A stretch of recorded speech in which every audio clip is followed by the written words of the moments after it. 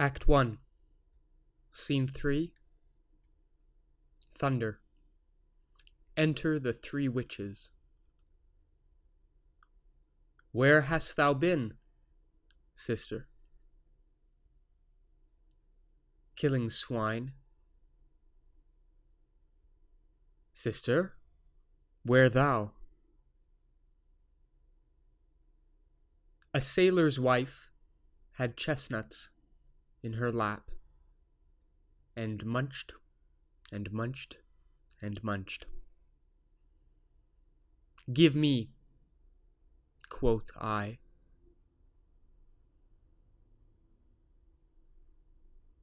Aroint thee, witch, the rump-fed Runnion cries. Her husband's to Aleppo gone, master o' the tiger, but in a sieve I'll thither sail, and like a rat without a tail I'll do, and I'll do. I'll give thee a wind. Thou art kind, and I another. I myself have all the other, and the very ports they blow, all the quarters that they know in the shipman's card. I'll drain him dry as hay. Sleep shall neither night nor day hang upon his penthouse lid. He shall live a man forbid. Weary 7 nights, 9 times 9, shall he dwindle, peak, and pine. Though his bark cannot be lost, yet it shall be tempest-tossed. Look what I have. Show me, show me. Here I have a pilot's thumb, wrecked as homeward he did come. Drum within. A drum, Macbeth doth come. The weird sisters, hand in hand, posters of the sea and land, thus do go about, thrice to thine, and thrice to mine, and thrice again to make up 9. Peace, the charms wound up.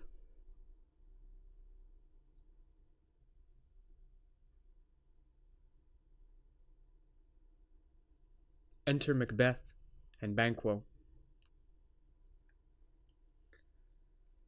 So foul and fair a day I have not seen. How far is it called to Forres? He sees the witches. What are these? So withered and so wild in their attire that look not like the inhabitants of the earth, and yet are on it? To the witches, live you, or are you aught that man may question? You seem to understand me by each at once her choppy finger laying upon her skinny lips. You should be women, and yet your beards forbid me to interpret that you are so.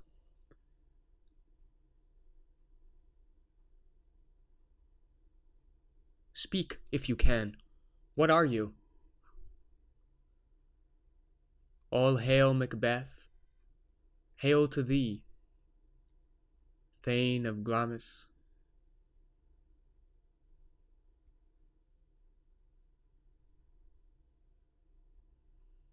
All hail, Macbeth. Hail to thee, Thane of Cawdor.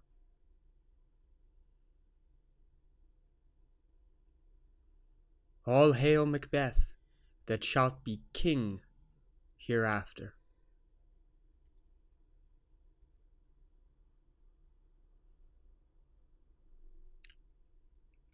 to Macbeth, "Good sir, why do you start, and seem to fear things that do sound so fair?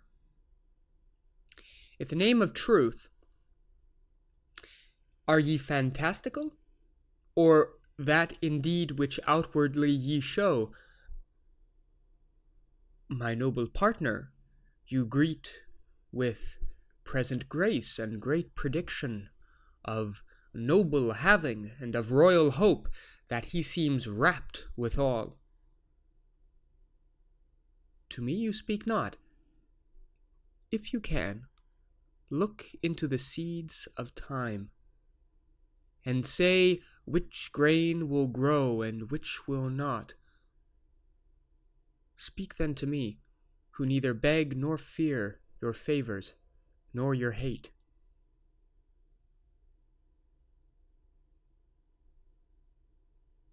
Hail, hail, hail.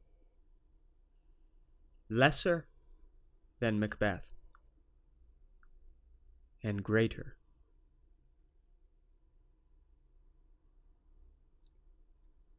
Not so happy, yet much happier. Thou shalt get kings, though thou be none.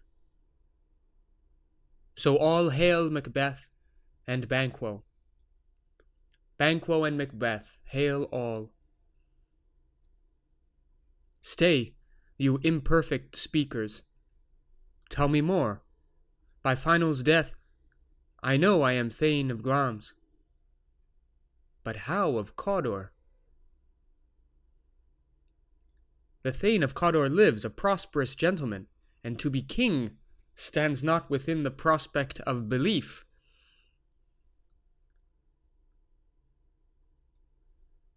No more than to be Cawdor. Say from whence you owe this strange intelligence, or why upon this blasted heath you stop our way with such prophetic greeting. Speak, I charge you. But the witches vanish. The earth hath bubbles, as the water has, and these are of them. Whither are they vanished? Into the air, and what seemed corporal melted as breath into the wind. Would they had stayed.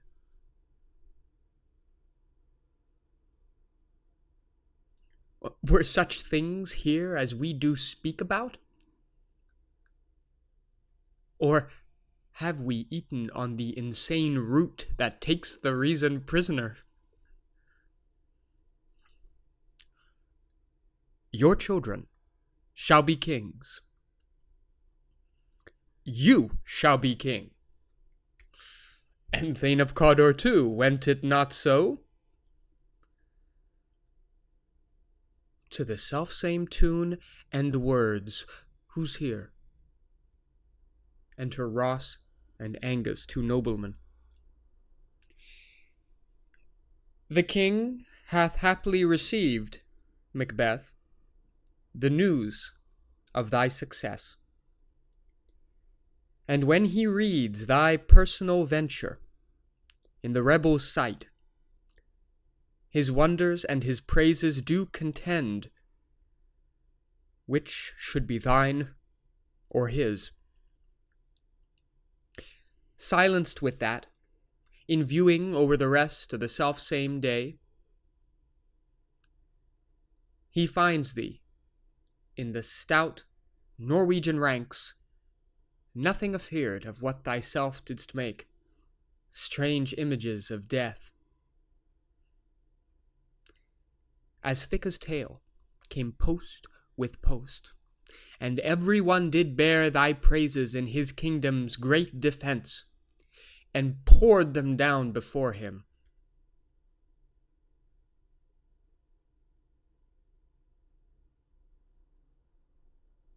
We are sent to give thee from our royal master thanks, only to herald thee into his sight, not pay thee.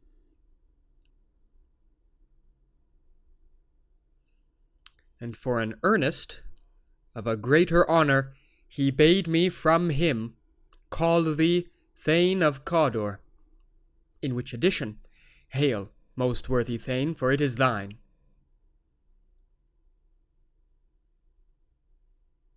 What, can the devil speak true?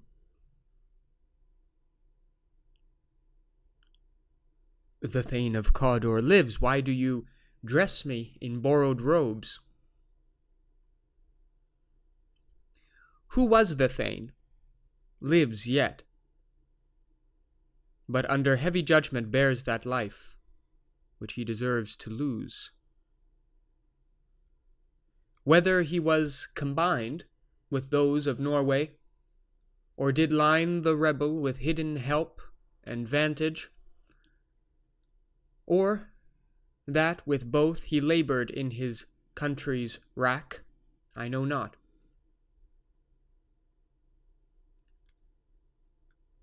But treason's capital, confessed and proved, have overthrown him.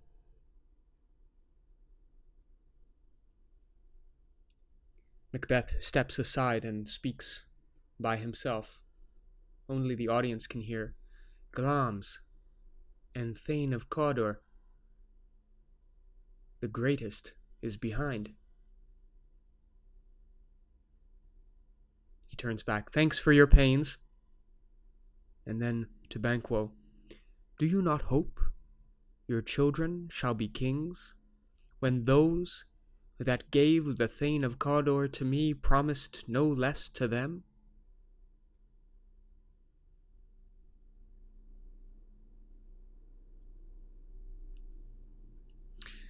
That trusted home might yet enkindle you unto the crown, besides the Thane of Cawdor.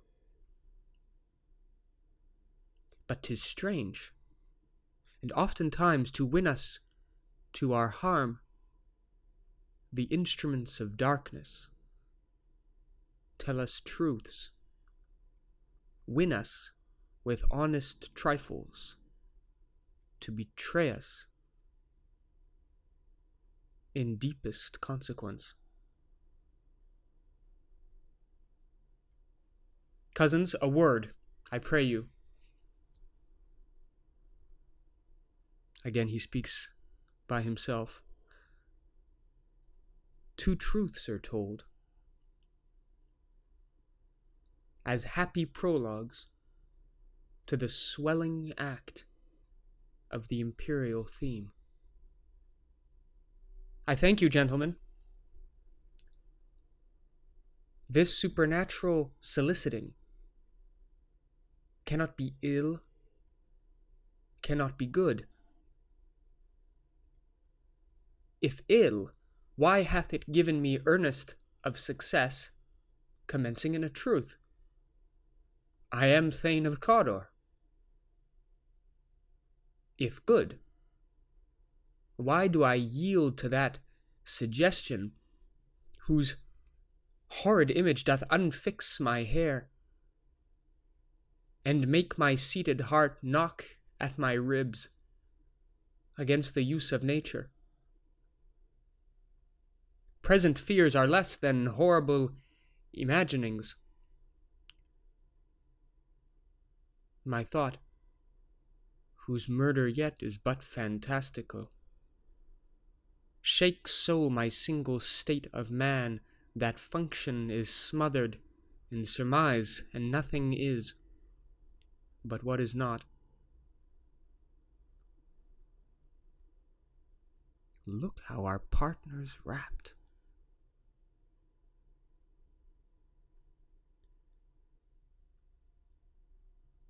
Macbeth continues speaking to himself. If chance will have me king, why, chance may crown me without my stir.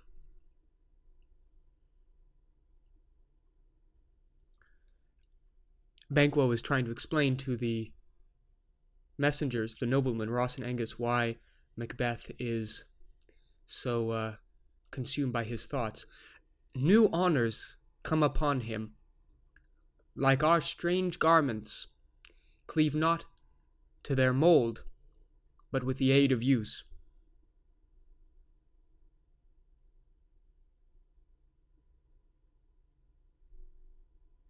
Come what come may, time and the hour runs through the roughest day.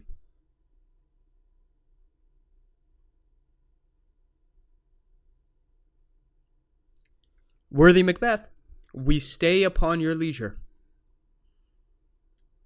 Oh, give me your favor. He's apologizing for being so consumed by his own thoughts. My dull brain was wrought with things forgotten. Kind gentlemen, your pains are registered where every day I turn the leaf to read them. Let us toward the king. To Banquo, think upon what hath chanced, and at more time, the interim having waited, let us speak our free hearts each to other. Very gladly. Till then, enough. Come, friends. They exit.